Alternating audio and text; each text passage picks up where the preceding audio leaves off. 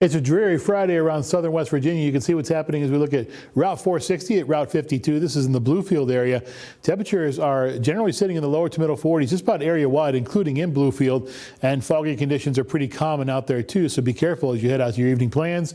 Relative humidity is 85%. The wind chill is 38 degrees on winds out of the west or northwest at 6 miles per hour. Sunset time this evening is at 7:57, so if you're going to head out, at least there's a little bit of sunlight to do it, but you, of course, have to have a jacket and probably even some gloves, given that damp feel to the air this evening.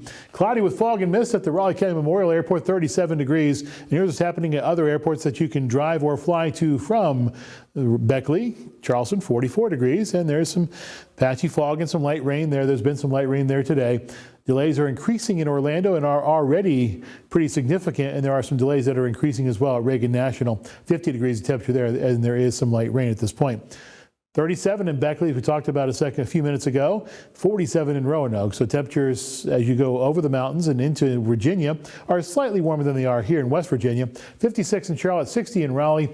Temperatures are in the lower to middle 50s just about everywhere. 51 in Knoxville, 50 in Washington, 48 in Richmond, 43 in Pittsburgh, and 42 in Columbus.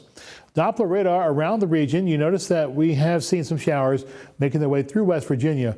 These have mostly been in the Greenbrier Valley and pushing their way to the south into Virginia itself. Some heavier showers in Virginia, but the heaviest activity is over towards the DMV as you head over towards Washington, D.C.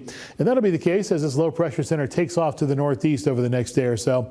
On the backside of a low, this is why we're talking about the possibility for some mixes of precipitation, just out and out snow in some of those higher elevation locations as we continue to see that cold air being pulled into the region from the eastern Canadian provinces. And then as we go through our Sunday night and early Monday morning, a brief shot of rain comes through the region, but it's not very big. It's not very high chance.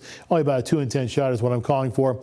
As we go through our Monday afternoon, Monday evening, that's when the better chance for rain is in the forecast, and there could be some strong thunderstorms to deal with. The bulk of the severe weather should be off to our northwest, but an isolated rumble of thunder certainly is possible, very likely, in fact, as we go around southern West Virginia on our Tuesday morning. And then it changes over to snow once again as mixes of precipitation are once again back in the forecast. That also takes us through our Good Friday as well. A chance for rain at that point after a couple of dry days.